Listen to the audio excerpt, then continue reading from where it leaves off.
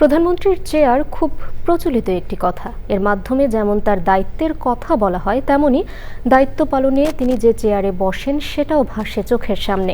প্রধানমন্ত্রী তারেক রহমানের জন্য একটি চেয়ার তৈরি করে 12 বছর ধরে অপেক্ষায় কৃষক আব্দুল মোতালেব। 22 বছর আগে তারেক রহমান যখন তার বাড়িতে গিয়েছিলেন, তখন বসার জন্য একটি ভালো চেয়ার দিতে না পারার দুঃখবোধ থেকেই চেয়ারটি বানিয়েছেন তিনি। ভিন্ন রকম ওই চেয়ারের গল্প জানাচ্ছেন শাইখ সিরাজ। নির্বাচনে নিরঙ্কুশ জয়ে প্রধানমন্ত্রীর আসনে বসেছেন তারেক রহমান।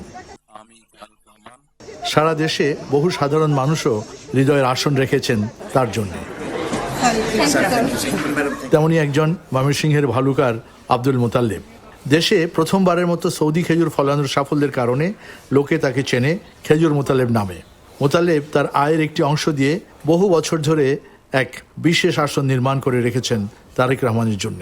আপনি খেজুর বাগানের পরিদর্শনে প্রথম রিপোর্ট করছিলেন, ওই সময় থেকেই মানুষের বেশি আনাগোনা আওয়াজ করতো। এরপরে 2004-এ যখন তারেক রহমান ছিল, প্রতিবেদন যাওয়ার কদিন পরে আসছিল, স্যার কি দিছিল আপনারা তখন? পাম্প দিছিল। হ্যাঁ, ওই সময় দিয়েছিল আমার সেলো মেশিন দিছিল, এই সার, বিষ, কোদাল, যাবতীয় যেটা লাগতো সব দিচ্ছিল তারেক। আমার কাছে এমন একটা কষ্ট লাগতো, একসাথে খাওয়াইতেও পারছি না।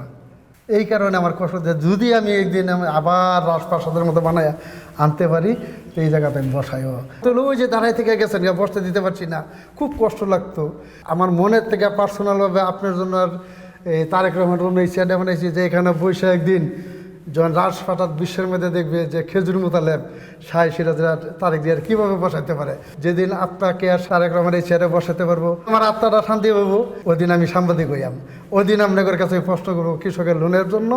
সাধারণ মোতালেব অসাধারণ আবেগ নিয়ে অপেক্ষা করছেন তারেক রহমানের। আপনার নামে আর তারেক রহমানের নামে কিন্তু আমরা বিশ্বে পরিচিত হয়েছি। আপনার দিন আয়োজন আমার এত পরিচিত থাকলো না হলে। এটা কতদিন লাগছে বানাইতে? এটা 6 বছর সময় লাগছে, এটা টাইম ধরা না। দেশের সব শ্রেণীর মানুষ ভোটের আশীর্বাদে তারেক রহমানকে যে সম্মানের আসনে বসিয়েছেন, তা অটুট থাকুক দেশের কল্যাণের ভেতর দিয়ে। তার হাত ধরে রচিত হোক নতুন বাংলাদেশ। শাইখ সিরাজ, চ্যানেল আই।